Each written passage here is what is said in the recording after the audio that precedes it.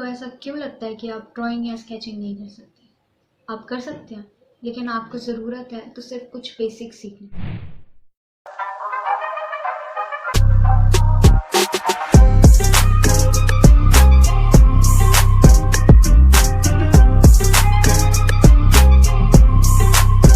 Everyone, this is Navleen Kaur. I am an artist. You can see my drawings.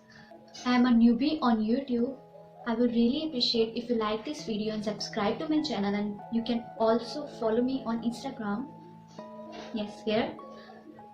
ये मेरी first video है। Basically आपने title में तो पढ़ लिया होगा, मैं स्केचिंग के बेसिक्स सिखाने वाली हूँ। मैं अपने आर्ट वर्क्स भी यहाँ पर शो करूँगी, लेकिन वो थोड़ी अलग चीज़ है। लेकिन मैं स्केचिंग की सीरीज, स्केचिंग के बेसिक्स फॉर बिगिनर्स, जो जिन्हें स्केचिंग बिल्कुल नहीं आती है, जो कहते हैं कि हम ड्रॉ बिल्कुल नहीं कर सकते, उनके लिए ड्राइंग और स्केचिंग के बेसिक्स मैं सिखाना चाहती हूँ, बिल्कुल शुरू से, बिल्कुल फ्रॉम अ लाइन। सो मैं आपका टाइम ज़्यादा वेस्ट ना करते हुए let's get into the video. Also for professionals and artist, I am a newbie on YouTube. अगर मुझसे कोई गलती हो जाए तो आप मुझे बताएंगे और आप मुझे सही करेंगे और सजेशंस भी आप ही देंगे। और अगर आप चाहें तो हम वाटर कलर्स, एक्रिलिक कलर्स और सारे मीडियम्स के बारे में भी डिस्कस कर सकते हैं, या मैं उसे सिखा सकती हूँ जितना मुझे आता है। Without any further due let's get in. तो आज सबसे पहले हम बात करेंगे मटेरियल्स के बारे में। शुरुआत में हमें बहुत महंगे मटेरियल्स नहीं लेने, क्योंकि हमें प्रैक्टिस करनी है और प्रैक्टिस करने में हमारी बहुत ज़्यादा शीट्स लगेंगी।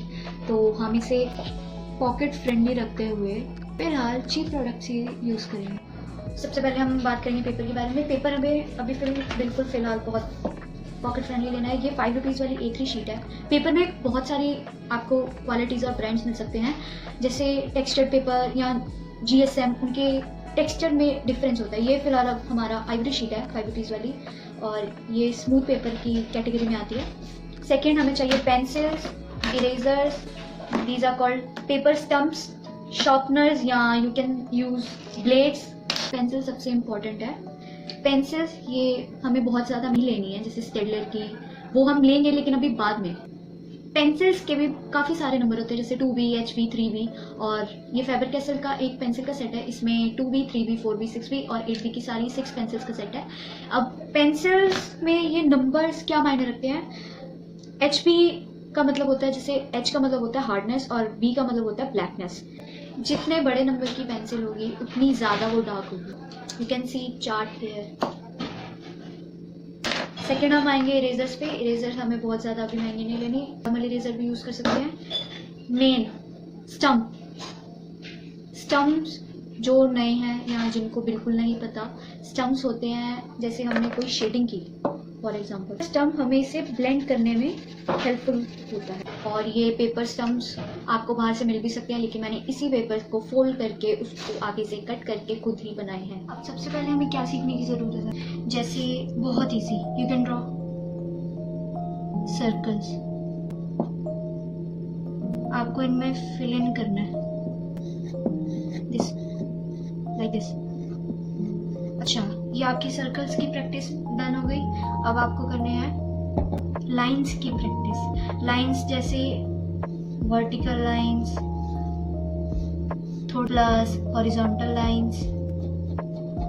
देखिए, खुद को जानिए कि आप कितना कर सकते हैं। ये कर्व्स, साइड कर्व्स, अब इस साइड की, अब ऊपर की कर्व्स, नीचे की कर्व्स।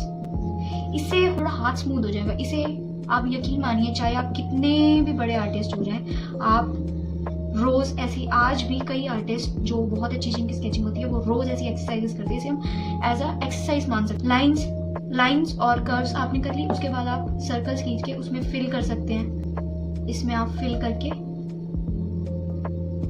आप अपने मिस्टेक्स देख सकते हैं, आप अपना बैलेंस क्रिएट कर सकते हैं। थोड़ा बहुत जो बाहर जाए उस पर आप काबू पा सकते हैं, उस पर आप बैलेंस कर सकते हैं। इससे बैलेंस होगा, किसी भी चीज में आपको फिल करने में आसानी होगी। अच्छा, ये जल्दी से हमारी बेसिक हो गई। अब हम सीखेंगे ग्रेडियंट। ग्रेडियंट जो होता है वो होता है from dark to medium and to light. अब आप देख सकते हैं ये बिल्कुल डार्क, ये उससे थोड़ा मीडियम और ये हमारा चला गया बिल्कुल लाइट। इसे हम कहते हैं ग्रेडिएंट। यही हमारी बेसिक एक्सरसाइजेस हैं। बेसिकली आप ये रोज कर सकते हैं, नहीं तो ये आप पर पूरी तरह डिपेंड करता है। प्लस बेसिकली ये बात बहुत जरूरी है, किसी भी चीज को बनाने के लिए, चाहे वो कोई ऑब्जेक्ट हो या कोई पोर्ट्रेट हो, पोर्ट्रेट में बेसिकली हम फेस बनाते हैं, किसी भी ऑब्जेक्ट को बनाने के लिए शेप्स सबसे अहम रोल प्ले करती हैं। जैसे हमें कोई जग बनाना है, इसमें हमने सबसे पहले क्या बनाया, इसमें हमने सबसे पहले बनाया, जैसे कोई बेसिक शेप्स क्या होती हैं, बेसिक शेप्स होती हैं स्क्वायर, ट्रायंगल, सॉरी वो थोड़ा थोड़ा बाहर जा रहा है क्योंकि मैं बहुत जल्दी में बना रही हूँ। ये होगी रेक्टेंगल, ये होगा हमारा स्क्वायर या सर्कल, ये होगा हमारा ओवल। प्लस इस ऑब्जेक्ट को बनाने के लिए सबसे पहले हमने एक रेक्टेंगल बनाया, इसमें आप सर्कल आया, और फिर उसके बाद हमने मान लो लाइंस ज्वाइन कर दिया और ये बना दिया। अब इसमें बेसिक काम किसने किया, शेप्स ने। अब पोर्ट्रेट में भी जैसे हम कोई फेस बनाते हैं, जैसे मैं अपना बता सकती हूँ, मैं या कई लोग जैसे फेस बनाना स्टार्ट करते हैं तो सबसे पहले हम क्या करते हैं, सबसे पहले हम लाइंस खींच लेते हैं, फिर उसके बाद हम कई लोग पहले फेस की लाइंस बनाते हैं, फिर उसके बाद मैं तो ऐसे आईज, यहाँ पर आईज बनाती हूँ, यहाँ पर आईब्रोज, यहाँ पर हमारी आईज हो गई, यहाँ पर हमारी नोज का एरिया हो गया, यहाँ पर लिप्स का एरिया मार्क कर सकते हैं हम, ये हमारी आईब्रोज हो गई, और ये हमारे फोरहेड या हेयर, जो भी आप कर सकते हैं, जो आप करना चाहें। इसमें सबसे पहले क्या आई, लाइंस।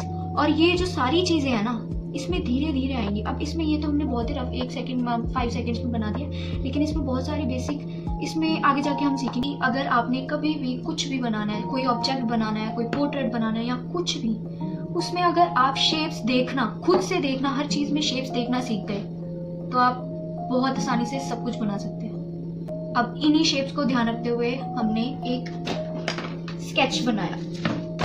मैंने एक 5 मिनट स्केच बनाया, ये मैंने पहले से बना के रखा हुआ है। ये इसको बनाने में मुझे सिर्फ 5 मिनट्स लगे। ऐसे ही आप रोज रोज प्रैक्टिस करेंगे तो आप एकदम परफेक्ट हो जाएंगे। सबसे पहले ये लाइंस खींची, फिर मैंने उसके सेक्शंस बनाए, फिर मैंने फेस की आउटलाइनिंग की, उसके बाद मैंने नोज का एरिया, नोज में देखिए ध्यान से, मैंने सर्कल यहाँ पे बनाया। शेप्स को देखना सीख जाए। फिर मैंने यहाँ पे सर्कल बनाया, फिर यहाँ पे उसके अराउंड नोज बनाई, फिर उसके बाद आईज और फोरहेड, और ऐसे सब धीरे धीरे बन सकता है, बन जाता है, खुद ही बन जाता है। इसके बाद हम अब बनाएंगे ऑब्जेक्ट हम कुछ भी ले सकते हैं। जैसे अब यहाँ पे हम शीशा लेते हैं, हम ये ड्रॉ करने की कोशिश करते हैं। पहले अब मुझे इसमें क्या दिख रहा है, सबसे पहले मुझे इसमें एक बड़ा सा सर्कल दिख रहा है। सबसे पहले मैं वही ड्रॉ करूंगी, करने की कोशिश करूंगी। सर्कल की शेप थोड़ी अजीब सी है।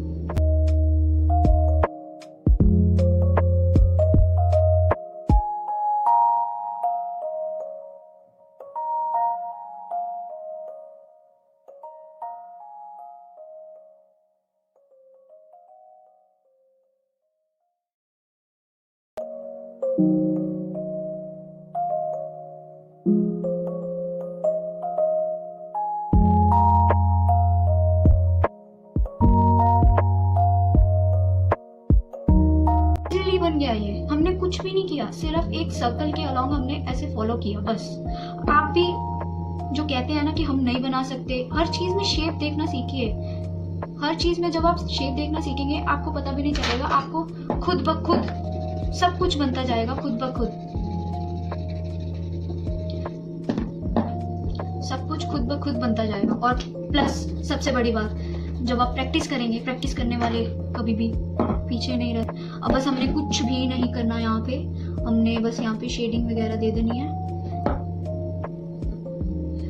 ये तो बन गया हमारी शेप्स के ऊपर ऑब्जेक्ट।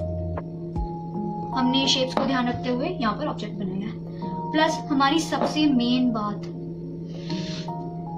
जिस पर हमारी सारी स्टोरी डिपेंड करती है,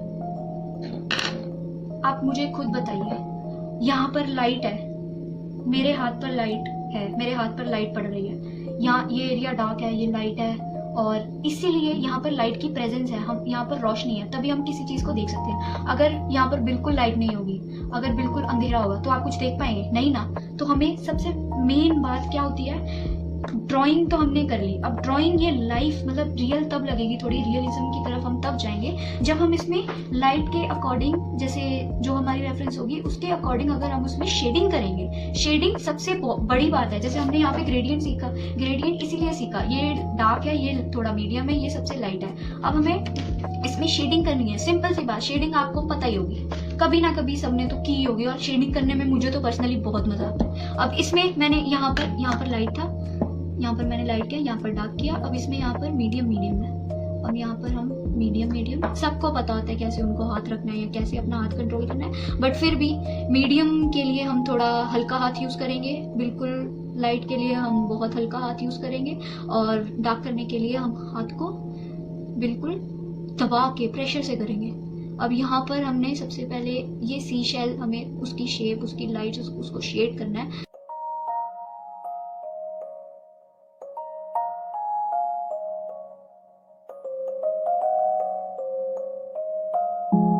शेडिंग तो कर ली, अब हमने इसको ब्लेंड करना है। आप किसी भी चीज से करिए, किसी भी चीज से।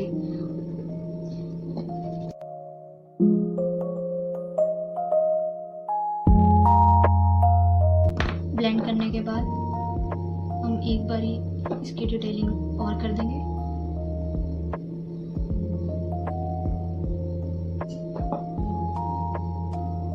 और ये आपका सी शेल बन गया। आप देख सकते हैं पहले ये बिल्कुल नॉर्मल ड्राइंग लग रही थी, लेकिन अब ये उससे काफी अच्छी लग रही है। लाइट और शेप्स पर ध्यान देना शुरू कीजिए, और ये आज के लिए आपका होमवर्क है, ये आपका असाइनमेंट है। आप इसे बना के या शेड करके जो भी है मुझे सेंड करिए, मुझे सेंड कर सकते हैं।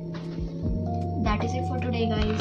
आज हमने सबसे पहले क्या सीखा, ये डेली एक्सरसाइजेस, ऑब्जेक्ट्स, शेप्स को सीखा, शेप्स और ऑब्जेक्ट, शेप्स के बेसिस पर एक ऑब्जेक्ट बनाया, और थोड़ी शेडिंग और ग्रेडियंट के बारे में जाना। ये आपका होमवर्क है।